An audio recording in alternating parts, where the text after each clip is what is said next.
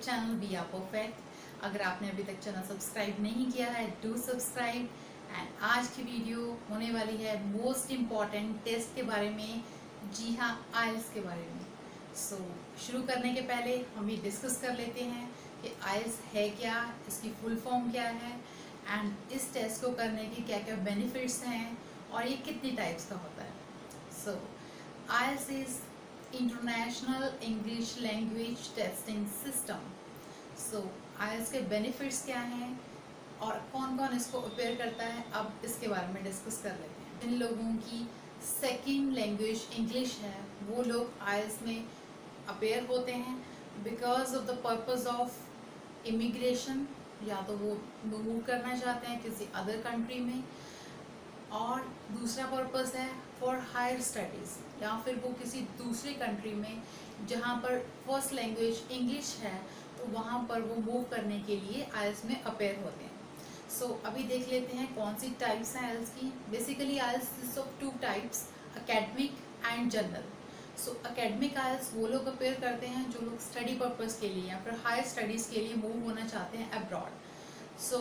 वो भी उस कंट्री में जहाँ पर first language is English. And second person जो वर्क पर्पस के लिए कहीं दूसरे कंट्री में वर्क करना चाहते हैं, यहाँ पर उनकी फर्स्ट लैंग्वेज इंग्लिश होगी एंड उनको वहाँ पर इंटरेक्ट करना पड़ सकता है लोगों के साथ and they have to communicate in English. For that purpose उनको IELTS जनरल पेपर में अपेयर होना होता है। And not only work permit, अगर कोई परमानेंट रेजिडेंस अप्लाई करना चाहता है किसी दूसरे कंट्री का, यहाँ पर फर्स्ट लैंग्वेज इज इंग्लिश, तो उसके लिए भी जो IELTS कैंडिडेट हैं अपेयर होते हैं जनरल टेस्ट के लिए। ये तो बात होगी दो तरह का, IELTS general and IELTS academic. Basically there are 4 modules in IELTS जिसमें आपकी 4 स्किल्स को टेस्ट किया जाता है। और ये 4 स्किल्स है क्या? तो ये 4 स्किल्स हैं listening, reading, writing and speaking. तो ये 4 स्किल्स आपकी टेस्ट करी जाती हैं कि आप इन स्किल्स में कितने प्रोफिशिएंट हैं इंग्लिश बोलने में, सुनने में, लिखने में और पढ़ने में। बिकॉज अगर आप हायर स्टडीज़ के लिए फॉरेन मूव कर रहे हैं, यहाँ पर इंग्लिश में आपसे बात करी जाएगी, वहाँ पर लोकल लोग जो होंगे वो भी इंग्लिश में बात करेंगे, आपके टीचर्स, आपकी studies and everything will be in English. ये टेस्ट अपेयर करने के बाद उसमें बैंड क्राइटेरिया है जिसमें आपको स्पेसिफाई किया जाता है कि अगर आप इतना बैंड स्कोर लेते हो, बेसिकली स्टूडेंट्स के लिए 6.5, 6 according to their qualification, present qualification. Like अगर उन्होंने ग्रेजुएशन कर रखा है ऑलरेडी अपने कंट्री में एंड फिर हायर स्टडीज़ के लिए जाना चाहते हैं, तो ऑब्वियसली उनके लिए वैसे वैसे जो बैंड स्कोर्स की रिक्वायरमेंट है वो हाई होती जाती है।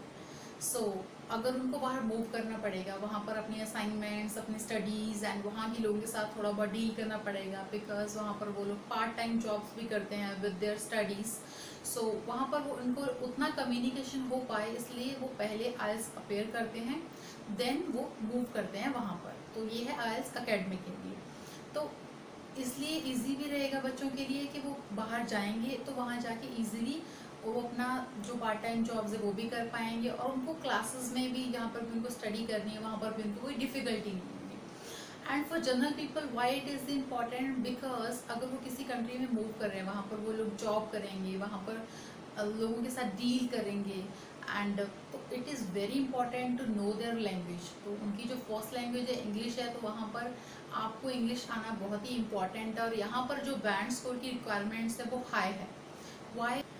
बिकॉज अगर आपको कहीं पर जॉब करनी है, काम करना है, तो आपको काफ़ी ज़्यादा समय तक लोगों के साथ इंटरेक्ट करना होगा, अपने कोलीग्स के साथ या फिर पब्लिक के साथ भी। अगर आपकी जॉब की नेचर पे डिपेंड करता है किस तरह की है, तो अगर पब्लिक के साथ आपकी डीलिंग है तो it is very important for you to learn English. ये तो होगी 2 चीज़ें। अभी IELTS के बैंड स्कोर्स के बारे में बात कर लेते हैं। तो IELTS का बैंड स्कोर होता है 1 to 9। एक बैंड का मतलब है आप बहुत ही कम इंग्लिश जानते हैं, इवन बेसिक से भी कम।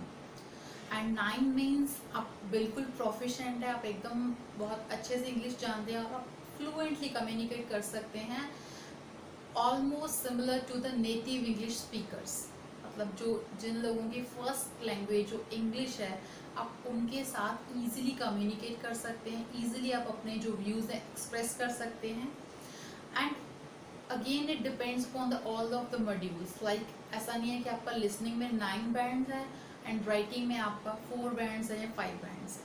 तो इट मीन्स कि आप सुन पा रहे हैं, अच्छा आप सुनने की प्रोफिशिएंसी आपकी एकदम हाई है, बट आप लिख नहीं पा रहे हैं। तो IELTS is all about the average of your score, like listening में आपका कितना स्कोर है, रीडिंग में आपका कितना स्कोर है, राइटिंग में आपका कितना स्कोर है एंड स्पीकिंग में आपका कितना स्कोर है। तो इन चारों में से आपका जितना स्कोर होता है, फॉर एग्जांपल लिसनिंग में आपका 6 है, रीडिंग में आपका 8 है, राइटिंग में आपका 7 है, स्पीकिंग में आपका 7.5 है। तो इन चारों को ऐड करके उनका एवरेज निकाला जाता है। तो जो एवरेज स्कोर होता है वो होता है आपका actual IELTS score, overall score जिसे हम कहते हैं। एंड तो जो हमने बात करी थी कि जो एकेडमिक अपेयर होते हैं बच्चे, IELTS एकेडमिक में अपेयर होते हैं फॉर हायर स्टडीज़, तो उनका भी सेम रिक्वायरमेंट, ऐसा नहीं कि ओवरऑल उनको 6 चाहिए रहता है या 7 चाहिए रहता है। उनका भी बेसिक रहता है कि ईच 6 मीन्स हर एक मॉड्यूल में उनको 6 तो चाहिए, इतना तो होना ही चाहिए। बिकॉज अगर वो वहाँ जाके अपना लिख नहीं पाएंगे, राइट नहीं कर पाएंगे, अपने आइडियाज़ को जॉट डाउन करके उनकी लैंग्वेज में इंग्लिश में एक्सप्रेस नहीं कर पाएंगे, so it will be of no use. Overall score 6 का कोई पर्पज़ नहीं रहेगा। तो उनको हर किसी में 6 चाहिए, उनका लिसनिंग भी उतना होना चाहिए, रीडिंग में भी 6 होना चाहिए।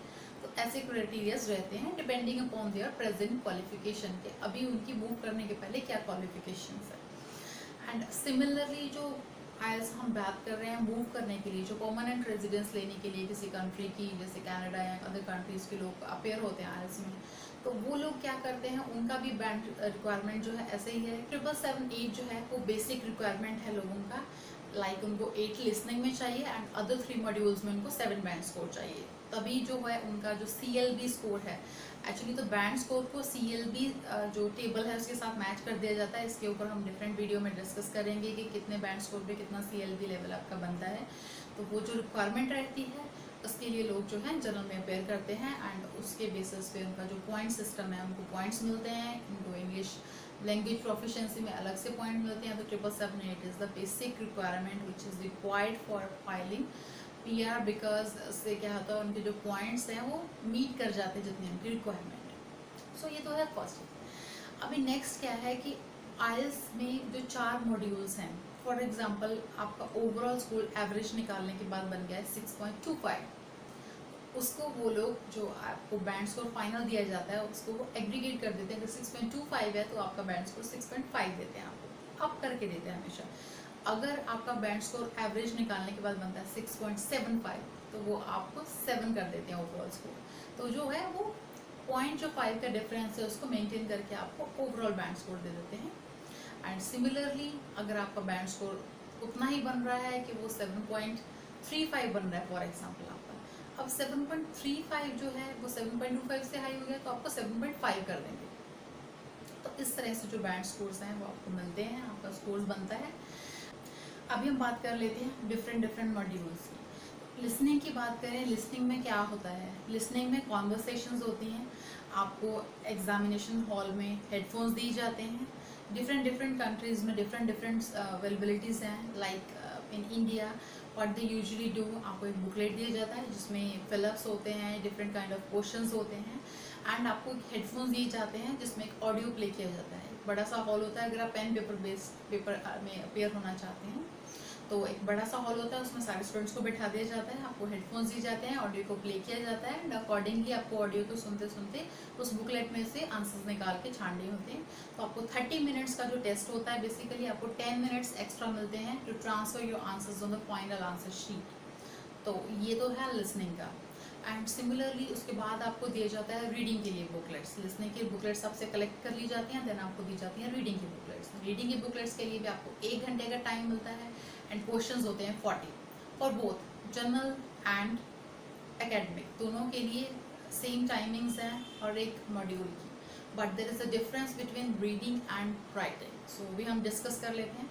सो रीडिंग के लिए 40 क्वेश्चंस रहेंगे for general as well as academic. And general और एकेडमिक में डिफरेंस क्या रहता है, दोनों में ही 3 पैराग्राफ्स आपको दिए जाते हैं जिसमें से आपको कॉम्प्रिहेंशन सॉर्ट ऑफ होता है कि आपको पैराग्राफ दिया जाता है, उससे उसमें से आपको क्वेश्चंस ढूंढ के लिखने होते हैं। 1 घंटे के अंदर अंदर आपको 40 क्वेश्चंस के आंसर देने होते हैं। अभी कंटेंट की बात कर लेते हैं। जो रीडिंग का कंटेंट है for general people, so as the name defines, general में क्या रहता है कि बहुत ही ईजी कंटेंट रहता है। Like day to day life में क्या होता है, कल्चर के बारे में हो सकता है, बहुत ही ईजी टॉपिक्स रहते हैं जो कि बेसिकली न्यूज़पेपर में से लिए जाते हैं, मैगजीन्स में से लिए जाते हैं। तो इस तरह से जो कंटेंट होता है वो आता है रीडिंग के लिए for general people. For academic जो रहता है रीडिंग का कंटेंट वो थोड़ा सा डिफिकल्ट रहता है। वाई? बिकॉज जो स्टूडेंट्स वहाँ हाई स्टडीज़ के लिए जा रहे हैं तो उनको एकेडमिकली जज किया जाता है, उस अकॉर्डिंग उनका जो कंटेंट रहता है थोड़ा डिफिकल्ट रहता है।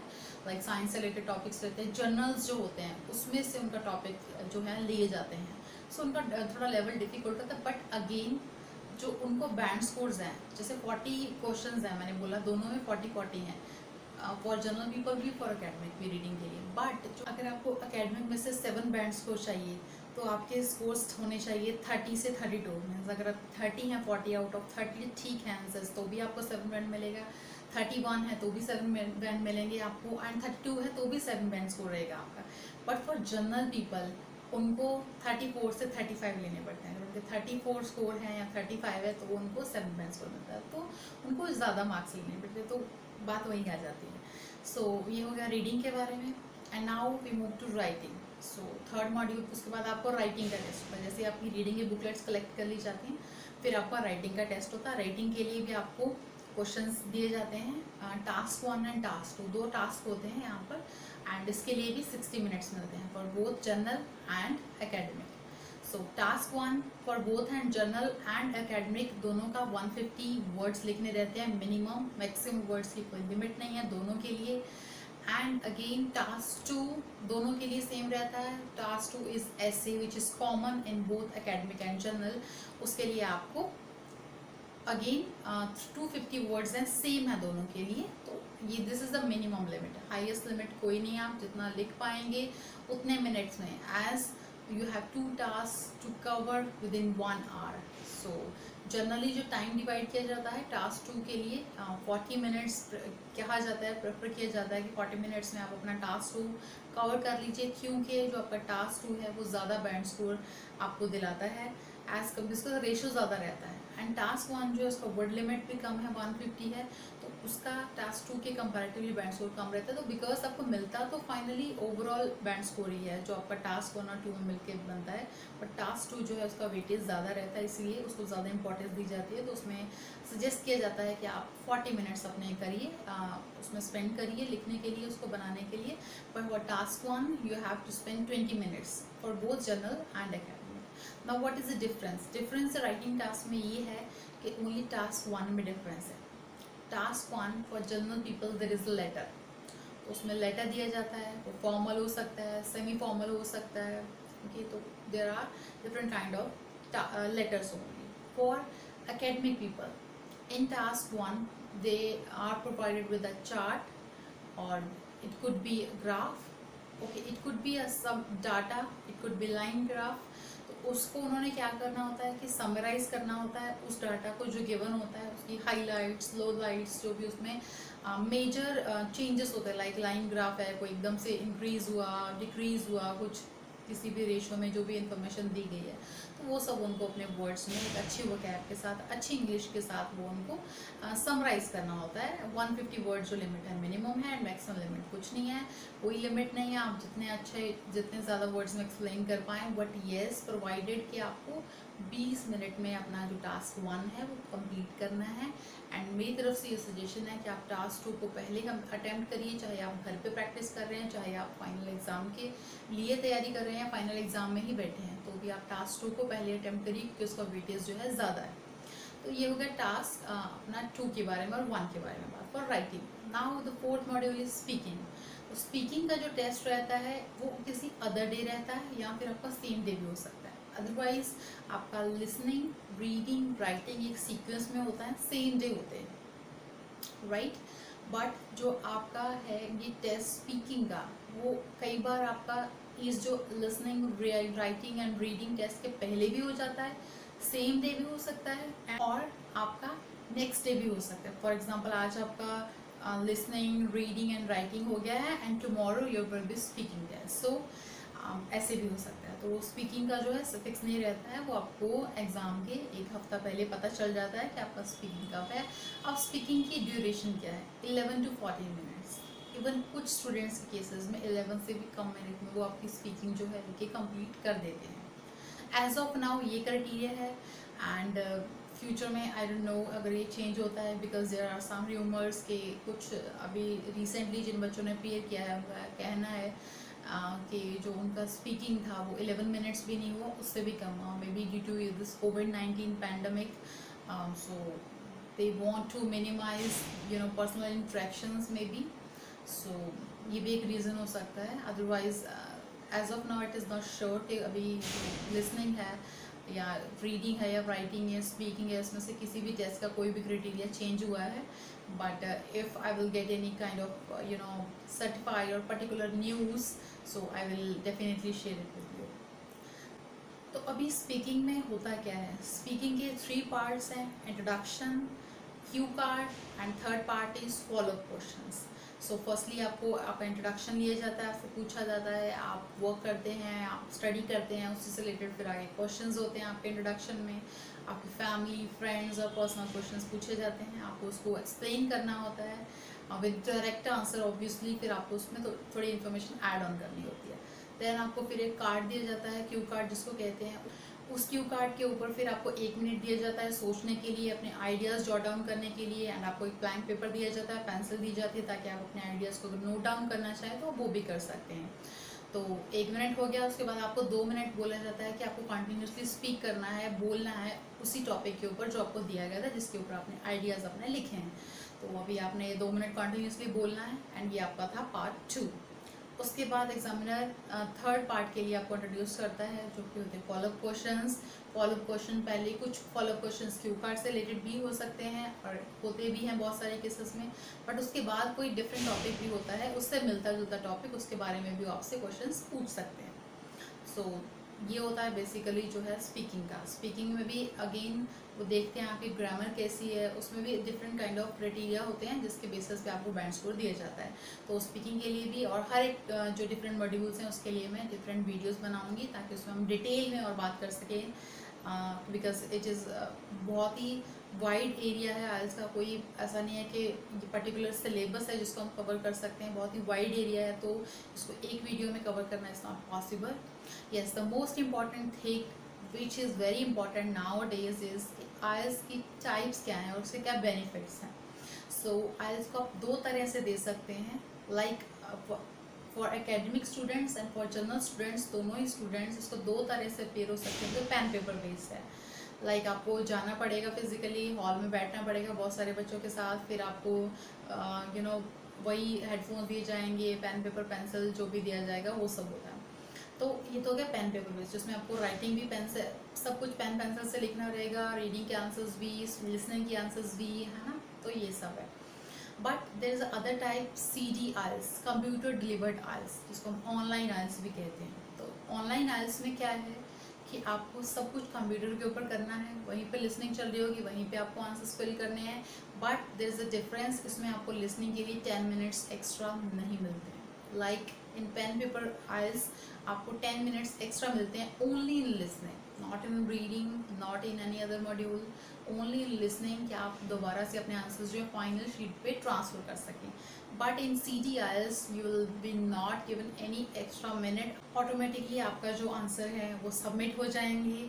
तो yes, there is a provision of 1 to 1.5 minute आपको मिलता है जैसे आपका लिसनिंग ख़त्म होता है, ताकि आप चेक कर सकें कहीं भी आपने कोई आंसर छोड़ दिया है यहाँ, क्योंकि इसमें आपको एक एक्स्ट्रा शीट दी जाती है, पेंसिल दी जाती है, ताकि सुनते सुनते अगर आप टाइप नहीं कर पाए फटाफट से वो आंसर, अगर आप पेन से नोट करना चाहें, पेंसिल से नोट करना चाहें, वो भी कर सकते हैं, ताकि जो 1-1.5 मिनट मिलता है लास्ट में वो ये चेक करने के लिए मिलता है कि कहीं आपने कोई आंसर छोड़ तो नहीं दिया है, ताकि आप उसको फिल कर सकें।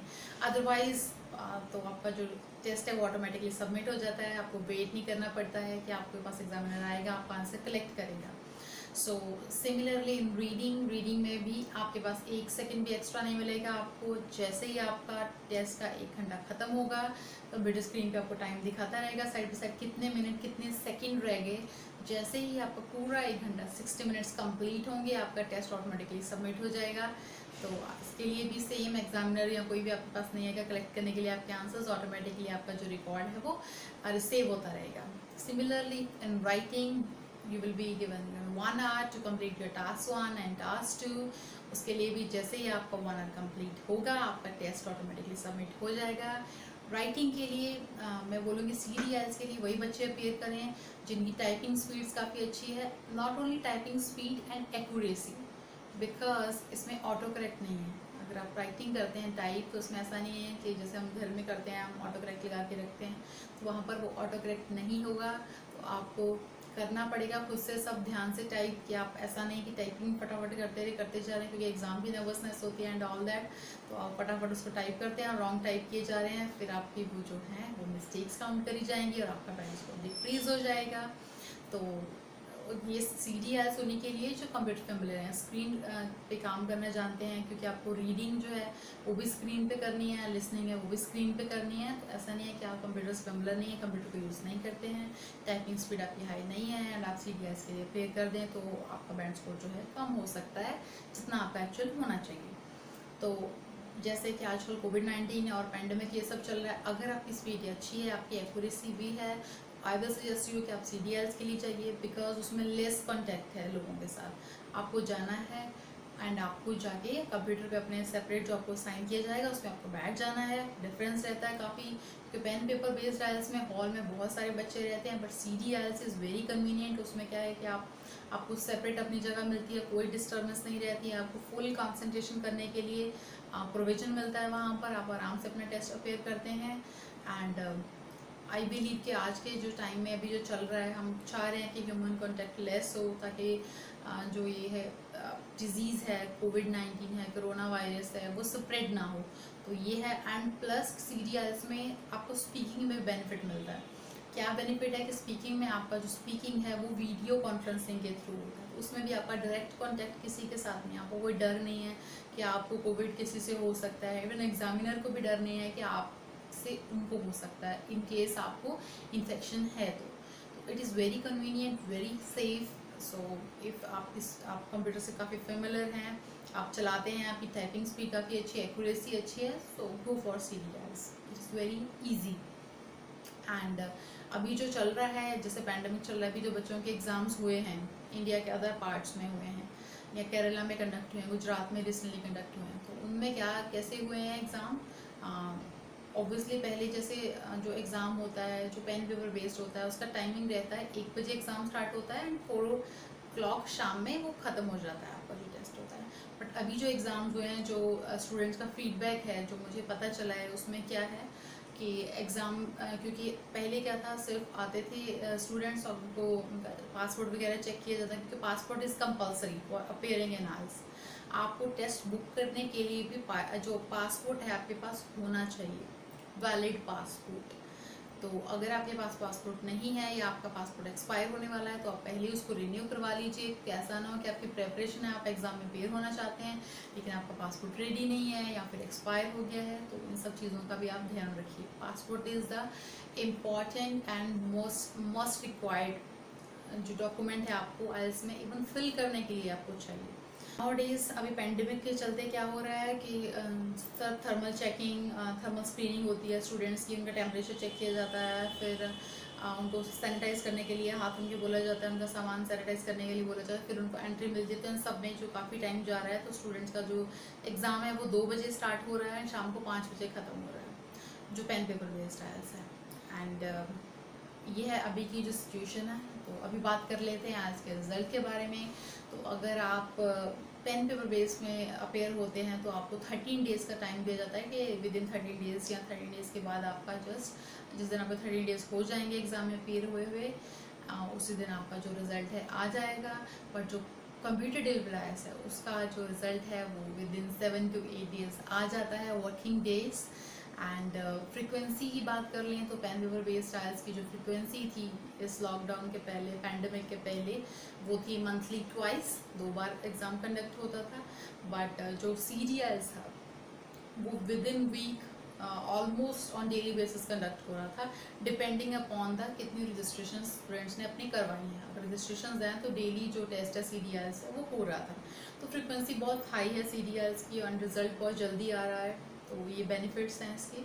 So it's all about IELTS। तो अभी जो अलग अलग मॉड्यूल्स हैं उनके ऊपर मैं डिफरेंट वीडियोस लेके आऊँगी ताकि आपको मोर क्लैरिटी हो सके। आप लोग अगर प्रिपेयर कर रहे हैं IELTS के लिए, आप अभी it's the best time to prepare I believe, because कोई आप आराम से घर में बैठे अपनी फैमिली के साथ हैं। अदरवाइज स्टूडेंट्स क्या करते हैं, दूर दूर जाते हैं, कोचिंग लेते हैं, अपने घर से कितना दूर जाते हैं उनके फिर रेंट पे वो प्लेस लेते रहने के लिए, वहाँ पर फिर उनको घर वालों से बात करना एंड ऑल दैट, तो काफ़ी टाइम उनका चला जाता है प्रिपरेशन के चलते, क्योंकि उनको कहीं और जाना है तो वहाँ पर उनको सब अपना मैनेज करना रहता है, अपना खाना एंड ऑल दैट सब कुछ। बट अगर आप अभी घर पे हैं, अपने सेफ प्लेस में हैं, तो आप घर में ऑनलाइन प्रिपेयर करिए। I am coming with series of videos on the IELTS only, so that all the perfects can prepare in a very well way। इस वीडियोस में हर एक मॉड्यूल को सेपरेटली डिस्कस कर लेंगे ताकि आपको कोई भी डाउट ना रह जाए कि IELTS बेसिकली है क्या।